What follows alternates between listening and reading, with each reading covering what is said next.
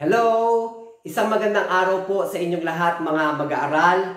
Muli po, nagkita-kita na naman tayo para sa ating panibagong aralin. Pero bago natin simulan ang ating aralin, bayaan yung magkwento muna ako sa inyo. Eto na. Merong maglolo.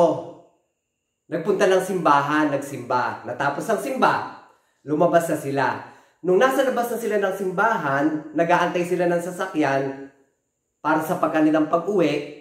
Merong dumarating ngayon na kasal, bridal car. Bumaba ang babae, ang bride. Ngayon, biniro nung lolo yung kanyang apo.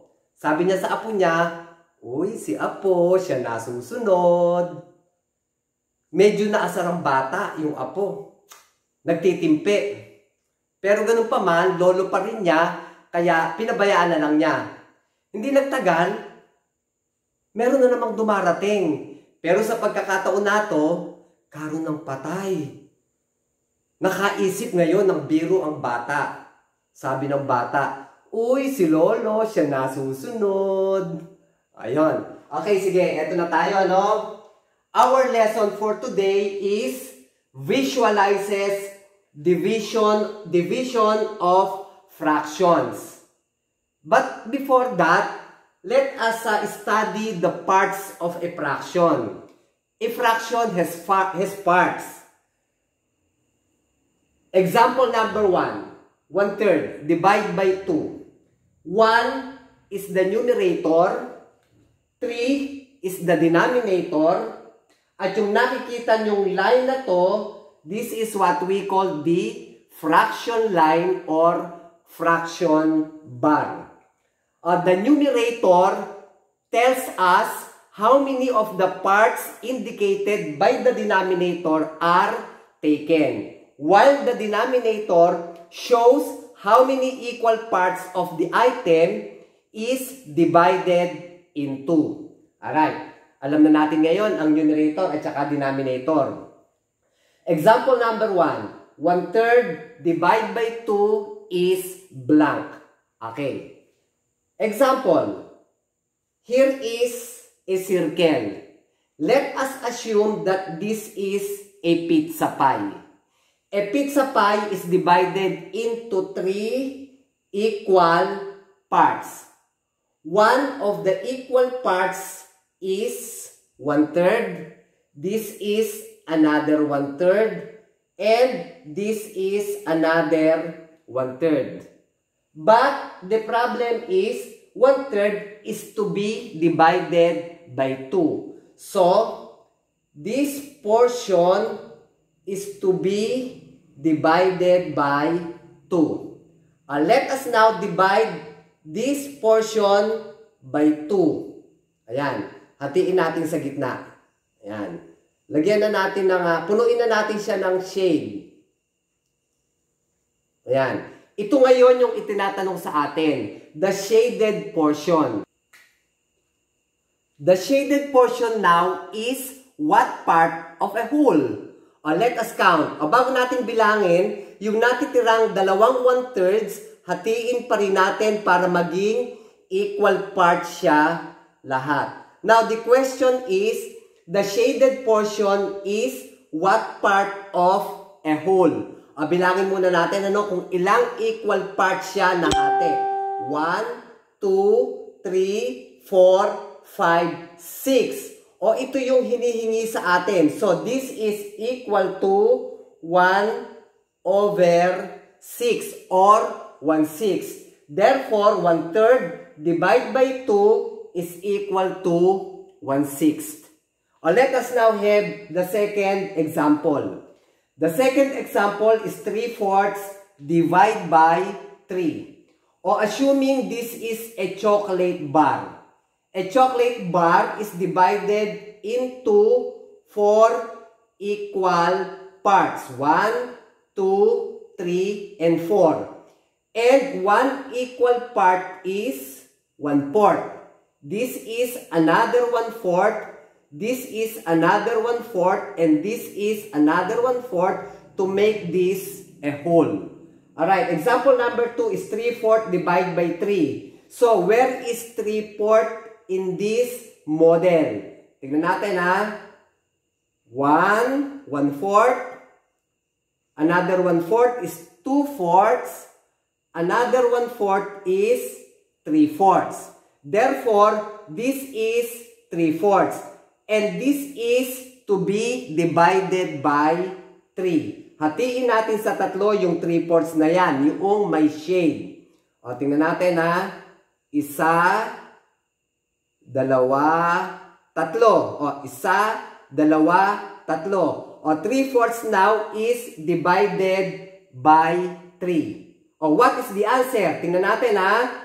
Ito yon. Ito yung tinatanong sa atin. This portion is being asked. O, 1, 2, 3. 3 is the numerator because that is the part to be taken. O ngayon, ilang lahat na equal parts na hati yung ating chocolate bar? 1, 2, 3, 4, 5, 6, 7, 8, 9, 10, 11, 12. O 3 out of 12. Or 1/4. Bakit naging 1/4? Because 3 is divisible by 3 and 12 is also divisible by 3. 3 divided by 3 is 1. 12 divided by 3 is 4. Therefore, 3/12 is equal to 1/4. And 3/4 divided by 3 is 1/4. Let us make this easier. Balikan natin yung example number 1 natin. Example number 1, our answer is 1/6. Tanggalin muna natin yung 1/6 na yan. Balikan natin ulit yung number 1. Number 1 is 1/3. 1/3 divided by 2. 2 here is a whole number. This has a denominator. The denominator is 1. And the reciprocal of 2/1 is 1/2. Let us rewrite 1/3. 1/3, change this to multiplication and get the reciprocal of 2. The reciprocal of 2 is 1/2. This is now equal to 1 times 1 is equal to 1 over 3 times 2 is 6. Okay. That is how to divide fractions. 1/3 divided by 2 is equal to 1/6. Dito naman tayo sa example number 3 natin, number 2. Example number 2. Our answer in example number 2 is 3/12 or 1/4. Tanggalin muna natin ha. Gawin natin ang number 2 parehas ng procedure sa number 1. 3/4 divided by 3. Again, 3 is a whole number. This has a denominator 1. 3/4 division now becomes multiplication but get the reciprocal of 3/1. And that is 1/3. This is now equal to 3 times 1 is equal to 3 over 4 times 3 is equal to 12 or 1/4. See? Parehas, di ba? Ganun ang ginagawa natin when we divide fractions. Yung pangalawang term, kinukuha natin ang reciprocal, then the operation becomes multiplication. From division to multiplication. Is that clear? Okay. Now, you will have an exercise. You will do this.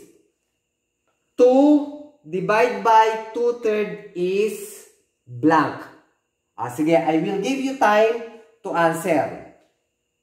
Ngayon, eto na.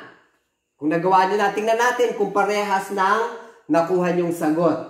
2 divided by 2/3. Dalawa, we have here 2 chocolate bars. We will divide this by 2/3. Ito munang isa, hatiin muna natin sa 2/3. Pagtatluhin muna natin siya. This is 1/3.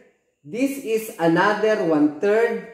And this is another 1/3. O, ang kinukuha natin ay 2/3. Ito, 1/3 plus 1/3 is 2/3. Yon. Ngayon, ito naman, yung pangalawang chocolate bar natin. Hatiin din natin sa 3. 1, 2, 3. And this part is 1/3. Another part is 1/3 and the last part is another 1/3. O, ayan. Pinahahati sa atin sa 2/3 yung dalawa na yan. Ito na yung isa and here is the other one. Yan.